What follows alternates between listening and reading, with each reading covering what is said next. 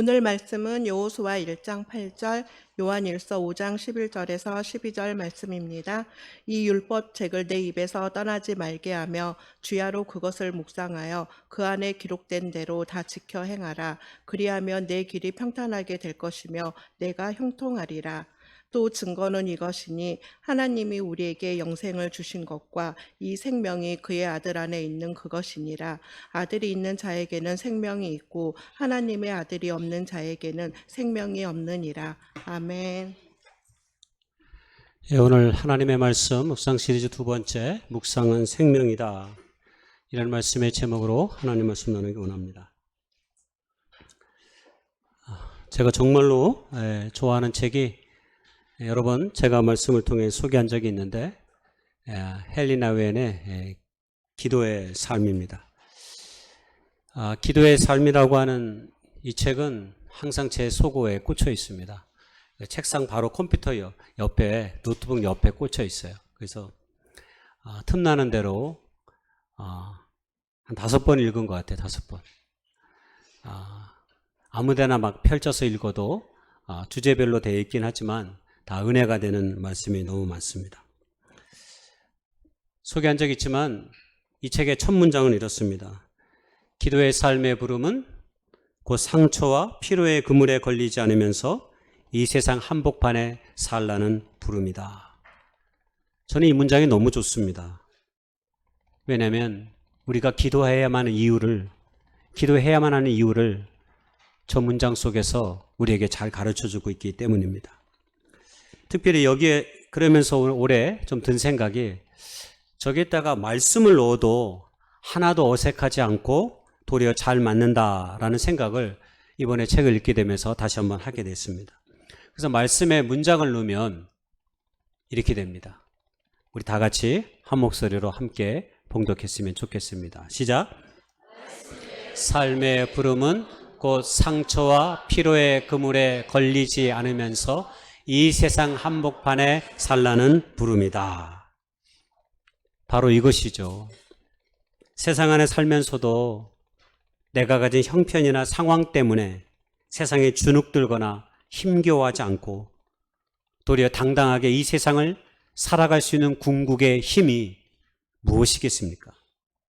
대부분 우리는 세상 사람들과 상처 때문에 힘들어하고 또 내 삶의 어떤 필요에 그물에 걸려 넘어져서 때로 양심을 속이기도 하고 남을 속이고 잘못된 길에 우리도 모르게 걸어갈 때가 많이 있기 때문입니다.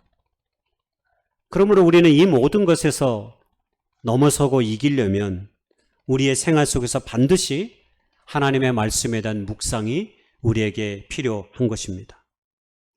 오늘을 잘 살게 하는 말씀 묵상의 힘에 대해서 오늘은 좀 이야기하고 싶습니다. 왜냐하면 말씀만이 때로 우리의 삶을 단단하게 해주고 우리의 삶을 한 걸음 더 앞으로 나아가게 하는 힘, 그 에너지를 주기 때문입니다. 데니얼 카너먼이라고 하는 유명한 행동경제학을 만든 사람이 있습니다. 행동경제학이라는 장르가 원래 없었는데 이 사람은 원래 심리학자입니다. 근데 심리학자가 행동경제학이라고 하는 학문을 만들어서 창시해가지고 저 생각에 관한 생각으로 노벨 경제학상을 받았습니다. 심리학자가 노벨 경제학상을 받았어요. 저 책이 바로 그 노벨 경제학상으로 이끈 책 중에 하나입니다. 제가 카너만의 책 2개를 읽었는데 하나는 노이즈에 관한 걸 읽었고 하나는 저 책인데, 저 책은 최근에 사가지고, 저 책에 보면 내용이 빠른 생각과 느린 생각이 있답니다. 근데 대부분의 사람들의 행동을 지배하는 것은 빠른 생각을 하는 거예요. 누군가를 만나거나 어떤 일을 경험할 때 우리 안에 탁 먼저 들어오는 생각, 그 생각으로 사는 거죠. 근데 가늠한 우리에게 말하기를 우리가 제대로 삶을 살려면 빠른 생각으로 살면 안 된다는 거예요. 대부분 그 빠른 생각은 내가 이미 오랫동안 내 안에 축적된 어떤 생각들, 그 다음에 관습들, 어떤 추론에 불과한 것들이 많거든요. 근데 대부분은 그렇게 사람들이 행동한다는 거예요. 자, 퀴즈 내겠습니다. 크리스를 위해서 영어 문장도 준비해 놨습니다. 자, 야구공과 배트가 있습니다. 배트와 공의 합계 가격은 1달러 10센트입니다. 자, 배트 가격은 공 가격보다 1달러가 더 비쌉니다. 자, 공의 가격은 얼마일까요? 자, 이거 수학 시간은 아니지만 질문입니다. 10센트?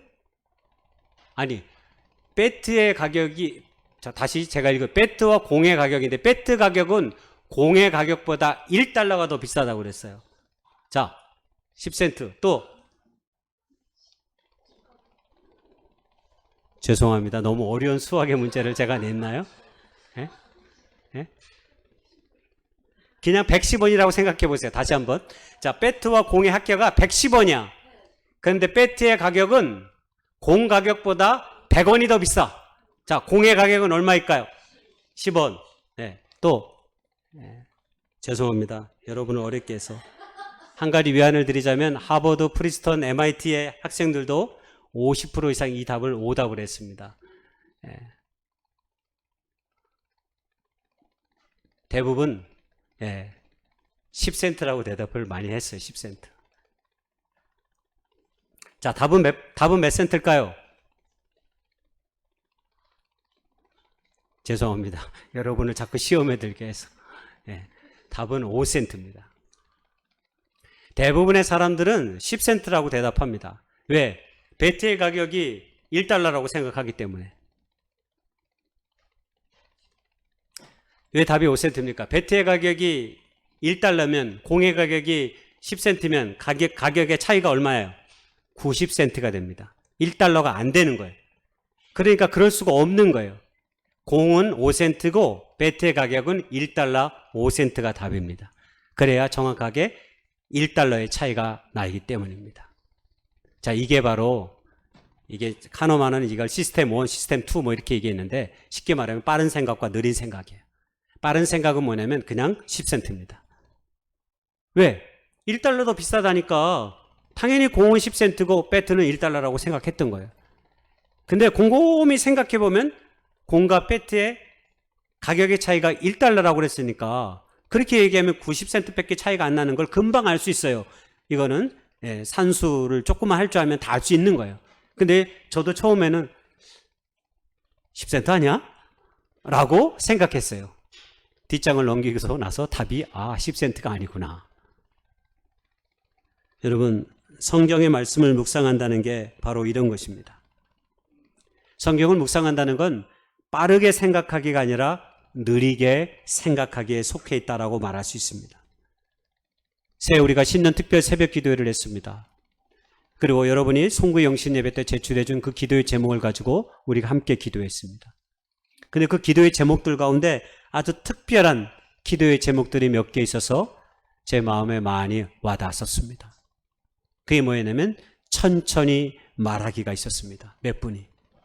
올해는 천천히 말할 수 있었으면 좋겠다라고 했어요. 생각하면 생각할수록 곱씹을수록 그 말이 굉장히 의미가 있다라는 생각이 들어요.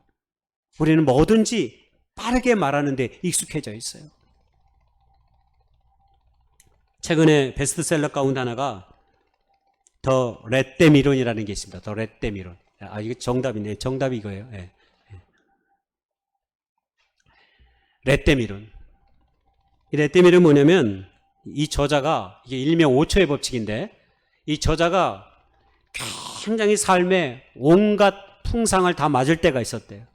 하는 일은 다 안 되고 사업은 망하고 가정에 문제가 생기고 도저히 헤어날 수 없는 그런 삶의 지경에 이르렀을 때 아침에도 일어나기가 싫었대요. 하루하루의 삶의 순간들이 내가 책임지고 해야 될 일이 있는데 이거라도 하지 않으면 삶은 더 이상 연명될 수 없었지만 그래서 일어나야만 했고 해야 될 일들이 있었지만 아침이 너무 싫었답니다. 그러나 무엇이라도 하지 않으면 안 될 그때에 몸을 일으키기 전에 갑자기 어떤 생각을 했대요. 여러분 로켓이 발사할 때 카운트다운을 세잖아요. 10, 9, 8, 7, 6 이렇게 세듯이 이 저자가 로켓을 발사할 때 숫자를 거꾸로 세는 장면을 기억해내고 자기도 마음속으로 침대에서 일어나기 전에 5, 4, 3, 1, 1 이렇게 천천히 세고 일어났다고 합니다. 숫자를 세는 동안은 당연히 그 어떤 생각도 하지 않게 되고 오직 집중해서 그렇게 세고 자신이 해야 될 일을 하기 위해 일어났을 때 그는 그 별것도 아닌 작은 일을 통해서 자동으로 생각하던 습관에서 벗어나 앞으로 나아갈 기회를 얻게 됐다라고 책에서 이야기합니다.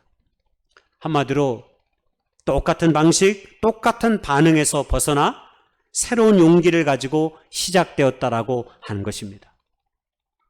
우리도 아침에 일어날 때 한번 이런 숫자를 세면서 일어나면 좋겠다라는 생각을 해봅니다. 쉽게 말하면 누군가가 내게 화를 내면 바로 덩달아 화를 내버리는 것이 아니라 한 번쯤 5, 4, 3, 2, 1을 헤아리면서 우리가 나의 마음의 반응을 하게 되면 나의 감정의 파도가 어느덧 잦아들고 혹 다른 생각과 마음으로 내 생각이 바뀔 수도 있기 때문입니다. 여러분, 성경을 묵상한다는 게 바로 그런 것입니다. 묵상의 영어 단어는 메디테이션인데 원래 이 뜻이 라틴어에서 오기도 했습니다. 메디타티오라는 단어에서 나왔는데 이것은 앞서 우리가 히브리어로 묵상이 하가가 소리내어 있는 거라면 영어로 번역될 때는 뭐라고 번역됐냐면 바른 자세를 하고 무엇인가 집중하여 깊이 생각하는 것. 그게 바로 메디테이션입니다. 그러니까 참된 묵상은 소리내어서 바른 생각과 집중하여서 깊이 생각하는 것을 다 포함하고 있다라고 해도 틀린 것이 아니죠. 여러분, 우리가 말씀을 깊이 생각하고 집중하다 보면 우리 안에 성령께서 우리의 생각의 커튼을 열어주실 때가 있습니다.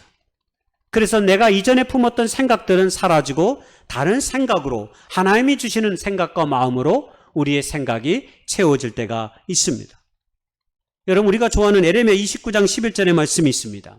여러분, 이 말씀이 그렇게 해서 우리에게 주어진 것입니다. 에레미야 29장 11절의 말씀은 이 말씀입니다. 그리스도인들이 연초에 가장 좋아하는 말씀이기도 한답니다.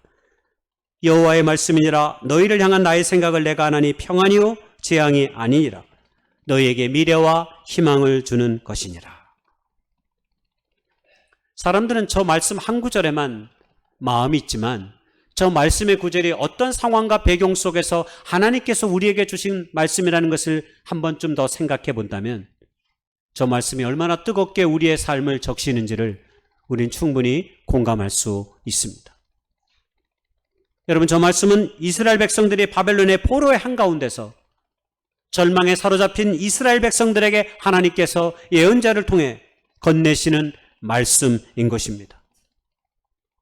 그러니까 이 말씀이 우리 안에 들어오면 우리가 더 이상 절망 가운데 자신을 맡기지 않게 되는 거죠.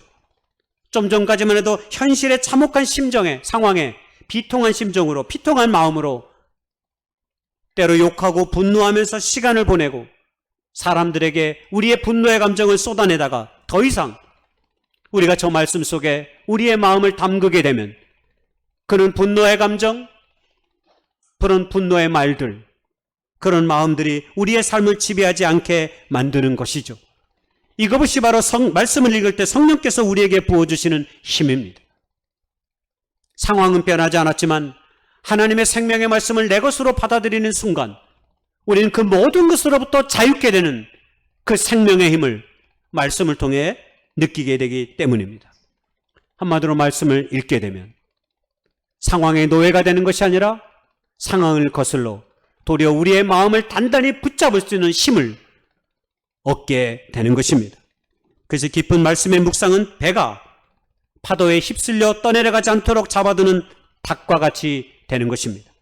우리를 세상의 파고에 휩쓸려가지 않도록 만드는 힘, 그 닷의 역할을 바로 하나님의 말씀이 우리에게 주고 있는 거죠. 성경 에베소서 4장 13절 14절은 우리에게 세상의 많은 흐름에 우리의 마음이 빼앗기지 않도록 하기 위해서 하나님의 말씀의 교훈에 우리가 천착하라고 하는 교훈을 우리에게 주고 있습니다. 사람은 하나님을 떠나면 상황과 환경에 반드시 밀려다니게 되어 있습니다. 끌려다닐 수밖에 없습니다. 그러나 우리가 주님 안의 말씀을 통해 깊이 닷을 내리는 장성한 사람이 되면 우리는 반드시 세상의 풍조와 상황에 요동하지 않게 되고 끌려가지 않게 되는 것입니다. 오늘 우리가 읽었던 요한일서에는 5장의 생명의 차이를 뭐라고 얘기하냐면, 생명과 사망의 차이를 뭐라고 성경은 우리에게 얘기하냐면, 몸과 영혼이 하나님과 끊임없이 연결되어 있을 때, 하나님과 끊임없이 연결되어 있는 상태를 바로 생명이 있다, 생명이 있는 존재다라고 말합니다. 반대로 사망은 뭡니까? 몸과 영혼이 하나님과 끊임없이 단절된 상태로 우리의 삶을 살아갈 때 여러분 우리는 그것을 죽음이라고 말합니다. 여러분 교회 본당 입구에 왼쪽에 멋진 표가 하나 있습니다. 하나님을 의식하고 더욱 의지하라 라고 하는 표입니다. 제가 몇 년 전에 춘천 CBS에 설교하러 갔다가 춘천 CBS가 저 구호를 가지고 자신들의 어떤 삶의 신앙의 지침으로 삼고 활동하는 것을 보고 너무 좋아가지고 제가 저것 좀 갖다 쓰겠습니다 그랬더니 그렇게 하시라고 제가 허락을 받고 제가 저기다가 저 표를 만든 겁니다. 하나님 안에 생명 있는 자들은 항상 하나님을 의식하면서 하나님을 의지하면서 살아가는 자들이다 이렇게 말하고 싶습니다. 여러분 우리가 신앙과 믿음을 가지고 있다는 것은 다른 것이 아닙니다. 언제나 우리의 모든 삶 가운데서 예수님을 깊이 생각하면서 그리고 그분의 뜻대로 살아가려고 몸부림치는 것, 여러분 바로 그것이 하나님의 생명을 가진 자들, 바로 오늘 그리스도인의 모습입니다. 말씀을 통해 하나님을 의식하고 의지하면 우리 안에 어떤 일이 일어납니까? 힘이 생겨납니다. 힘이. 이사야 40장 29절 31절에 보면 여호와를 앙망하는 자가 독수리의 날개침 같듯이 새 힘을 얻는다라고 우리에게 말씀했습니다. 그렇습니다. 여호와를 앙망하는 자가 언제나 새 힘을 얻습니다. 앙망하다의 히브리어는 카바인데 그 뜻은 강건하게 하나님의 뜻을 기다리다, 비틀어 함께 묵다, 이런 의미가 있어요. 비틀어 함께 묵다. 즉 내 마음에 흩어진 것들을 묶는 거예요. 이 생각 저 생각 딴 생각으로 가득 찬 우리의 마음을 하나로 묶어버리는 거예요. 여러분 그것이 여호와를 앙망하는 것입니다. 그것이 하나님을 신뢰하는 것입니다. 사단이 우리 가운데 역사할 때 가장 구체적인 통로가 우리의 생각과 마음에 딴 생각을 불러일으키는 거예요. 정직하고 진실되고 바른 생각이 아니라 거짓되고 우리의 욕심과 욕정에 이끌리는 생각들을 우리의 생각 속에 불어넣는 거예요. 그러면 어떻게 돼요? 우리도 모르게 그릇된 삶의 길에 자신을 세우게 되는 거죠. 여러분 우리가 하나님의 말씀을 듣고 읽을 때 우리가 앙망하는 삶의 자세를 갖게 되는 것입니다. 우리가 하나님의 말씀을 가까이 두고 내가 읽으려고 할 때 하나님의 성령께서 우리 가운데 우리의 마음을 놓고 하시고 독수리에 날개치며 올라가듯 달리기를 하여도 힘이 빠지거나 넘어지지 않게 한다라고 오늘 이사야를 통해서 우리에게 말씀하고 있는 것입니다. 심지어는 끊임없이 걸어나가도 피곤치 않게 된다라고 하는 말씀까지 주고 있습니다. 여러분 이것이 무슨 모습입니까? 생명을 가진 자의 모습입니다. 하나님 안에 생명을 가진 사람들은 쉽게 주저앉지 않습니다. 낙망하지 않습니다. 자신을 두려움 속에 가두지 않습니다. 하나님이 내 모든 생명의 근원이고 힘이라는 사실을 믿기 때문입니다. 그러면 어떻게 돼요? 그 믿음은 가지고 움직이는 것입니다. 내가 할 수 있는 일을 하는 것입니다. 그럴 때 하나님께서는 하나님의 때 하나님의 방법으로 우리의 삶을 채우시는 역사가 일어나게 되는 것입니다. 말씀을 묵상한다는 걸 자동차에 비유하면 연료와 같습니다. 연료. 여기 아무리 멋진 자동차가 있을지라도 제일 좋은 자동차가 뭔지 잘 모르겠는데 제가 타본 적은 없어서 근데 이렇게 막 눈에 보이는 있잖아요. 멋진 차들 있잖아요. 비싼 거. 엄청난 스포츠카. 스포츠카가 막 달려야 그게 제맛이거든요. 근데 우리나라는 이렇게 막 독일에 있는 그런 아우토반이 없어가지고 막 달릴 수가 없어. 그럼에도 불구하고 이제 폼 내려고 막 배기통을 크게 해가지고 소리 내서 막 그 대신 하기도 하고 그러는데, 여러분 자동차가 달려야 됩니다. 근데 달릴 때 연료가 없으면 어때요? 달릴 수가 없어요. 아무리 좋은 자동차라도 연료가 없으면 본질적인 기능을 하지 못해요. 여러분 차의 본질적 기능이 뭐예요? 차는 박물관에 전시하게 만들어진 것이 아니라 우리의 삶의 생활적 편의를 위해서 차가 만들어졌습니다. 내가 원하는 목적지에 더 빨리 가기 위해서 자동차가 만들어졌어요. 그래서 연료가 필요합니다. 그래서 아무리 좋은 자동차도 한번 연료를 주입하면 다시는 연료를 주입하지 않습니다. 그게 아닙니다. 계속 주입해야 됩니다. 10만 원어치 주입했으면 일주일 지나 또 주입해야 합니다. 그래야 그 차가 박물관으로 가지 않고 내 생활의 편의를 위해서 사용될 수 있기 때문입니다. 여러분 우리의 삶도 마찬가지입니다. 하나님의 말씀 한 번 읽고 우리의 삶이 신앙이 성장하고 하나님의 사람으로 변모되는 경우가 없습니다. 저도 마찬가지입니다. 하나님 말씀 한 번 읽고 모든 것을 알 수 있는 사람은 없습니다. 끊임없이 읽고 묵상할 때 여러분 그 말씀이 우리에게 주는 그 힘으로 세상의 위협과 장애에도 굴하지 않고 계속해서 나아갈 수 있게 하는 것입니다. 삶의 에너지와 같은 것이 하나님의 말씀입니다. 그래서 우리가 말씀을 묵상하는 것입니다. 말씀을 계속 묵상하면 묵상할수록 하나님께서 우리에게 부어주시는 그 영적인 힘이 있습니다. 그리고 그 힘으로 살아가게 되는 거죠. 근데 만약 우리가 하나님의 말씀을 묵상하지 않으면, 하나님의 말씀을 읽거나 듣지 않으면 우리는 결국 내 힘으로 살다가 넘어지게 될 것입니다. 여러분 사람이 무너지는 것은 순식간입니다. 사람이 무너지는 건 순식간이에요. 그동안 몇십 년 동안 잘 살아왔어도 어느 순간 우리의 삶이 한꺼번에 그냥 곤두박질 치듯이 무너질 때가 있어요.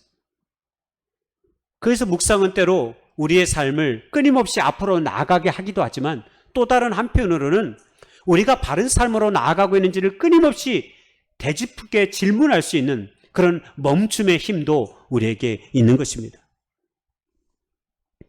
묵상은 그래서 때로 우리의 삶을 나아가기도 하지만 일시적으로 멈춰 세우는 역할을 합니다. 유명한 영화가 있습니다. 이 봉준호 감독의 설국열차인데 제가 감동 깊게 영화를 본 적이 있습니다. 여러분 저 내용은 뭐냐면 말 그대로 기상이변으로 지구가 남은 생존자들을 저 열차에 태워가지고 18년 동안 끊임없이 기차가 운행됩니다. 운행되지 않으면 죽으니까. 그래서 설국열차는 18년 동안 한 번도 멈추지 않고 계속해서 움직입니다. 움직이지 않고서는 열차가 생존할 수 없다라고 생각했기 때문입니다. 그래서 영화에 보면 이 기차가 끊임없이 달리기 위해서 중요한 엔진의 부품이라고 하는 것이 고장이 나니까 대체 부품이 없자 꼬리칸에 아주 어린 아이를 그 엔진 함에다가 집어넣어가지고 아이가 그것을 돌리도록 하게 합니다. 이게 뭘 비유하냐면 오늘 우리 시대의 세상을 이야기하는 거예요. 현대. 수단과 방법을 가리지 아니하고 누군가를 끊임없이 희생의 도구로 삼으면서 나아가는 사회. 그리고 끊임없이 꼬리칸과 우애가 서로 갈라져 있어가지고 계급 간의 갈등이 커서 물질이 있고 힘이 있는 자는 앞칸에, 물질이 없고 힘이 없는 자는 저 꼬리칸에 머물면서 평생 동안 비참한 삶을 살다가 떠나는 그런 우리 시대의 현대사회의 잔혹함의 실상을 봉준호 감독이 저 설국열차를 통해서 우리에게 보여준 거죠. 저 영화의 마지막이 어떻게 끝나는지 우리 알고 있습니다. 바로 영화가 끝나는 데는 열차가 멈춰서는 순간 영화가 끝이 납니다. 그렇죠. 열차가 멈추는 순간 그들은 다 죽을 거라고 생각했지만 또 다른 한편에 생명의 기운의 역사가 눈보라 속에 펼쳐지고 있는 곰이 나타나고 그리고 파손된 열차 가운데 살아남은 사람들을 통해서 또 다른 생명의 역사가 시작되고 있음을 저 영화의 마지막 장면이 우리에게 보여주고 있는 거죠. 그렇습니다. 묵상은 우리를 때로 돌아보기도 합니다. 계속 달릴 수 없습니다. 아무리 좋은 자동차도 계속 연료를 주입하고 달릴 수 없습니다. 왜냐하면 RPM이 높아져서 결국 이 분당 엔진 회전수를 표시해주는 그 RPM이 높아지면 결국 차는 폭발하고 쓸 수밖에 없기 때문입니다. 우리의 분주한 삶에도 반드시 브레이크가 필요합니다. 쉼이 필요하다라고 하는 사실입니다. 제독 철학가로 오늘날 우리에게 유명한 한병철 교수가 현대사회를 피로사회라고 말하면서 그런 이야기를 합니다. 이전 과거의 시대에는 사장이나 경영주가 종업원들을 들들 볶아가지고 더 많은 생산력을 얻을 수 있도록 했대요. 근데 지금 오늘날의 사회는 이제 경영자가 그렇게 하지 않아도 스스로가 끊임없이 자신을 채찍질하고 가혹하게 자신을 몰아붙여야만 되는 경쟁의 사회 속에 우리가 살게 되었다라고 말합니다. 이런 시대에 저항하는 방법이 한병철 교수는 시간의 한계라는 그의 책에서 뭐라고 얘기하냐면 바로 그것이 머무름의 기술을 배워야 한다 이렇게 얘기합니다. 계속 달리는 것이 아니라 달리는 어느 삶의 순간에 우리의 삶을 멈춰 세우는 기술을 우리가 배워야만 한다. 쉴 새 없이 일하는 것이 능사가 아니고 잠시 멈추고 돌아서서 자신의 삶을 반성하고 살펴볼 줄 아는 사람만이 더 나은 삶을 살아갈 또 다른 기회를 열어갈 수 있게 된다라고 이야기하고 있는 거죠. 그렇습니다. 우리가 올 한 해 동안 우리가 성경을 읽고 묵상해야 하는 것은 궁극적으로 얘기하면 나의 욕심과 욕구를 채우려는 삶의 길에서 벗어나 우리들의 모든 삶의 방향과 주도권이 언제나 하나님 안에 있음을 기억하게 하는 것, 바로 그것입니다. 그것이 묵상의 이유입니다. 우리의 모든 삶의 순간들이 결국 하나님 안에 있지 않으면 우리는 세상에 주는 근심과 걱정과 염려의 포로가 되어서 우리도 모르게 그릇된 길에 삶을 세우기 때문입니다. 결론입니다. 2026년 1월의 순간이 아직 며칠 남았습니다. 우리 인생의 아름다운 삶의 도전이 올 한 해 동안 말씀을 깊이 묵상하고 읽어가는 과정을 통해서 저 여러분에게 있었으면 좋겠습니다. 성경은 믿음이 없이는 하나님을 기쁘시게 하지 못하나니 하나님께 나아가는 자는 반드시 그가 계신 것과 또한 그가 자기를 찾는 자들에게 상 주시는 이심을 믿어야 할지니라 그랬습니다. 그렇습니다. 믿음은 우리의 인생을 복되게 하실 것입니다. 그것이 주님의 약속입니다. 성경을 읽고 묵상해 갈 때 우리 안에 그러한 믿음이 새록새록 우리의 삶 안에 돋아나게 될 것입니다. 그러니 진실로 바라기 원합니다. 더 늦기 전에 하나님의 말씀을 읽고 묵상하면서 우리의 삶을 맡겨볼 수 있는 그 기쁜 은혜가 올 한 해 동안 우리에게 있어질 수 있기를 소망합니다. 그럴 때 하나님이 주시는 놀라운 은혜의 삶이, 예기치 않은 기쁨이, 소망이 여러분의 삶 가운데 다가오게 될 것입니다.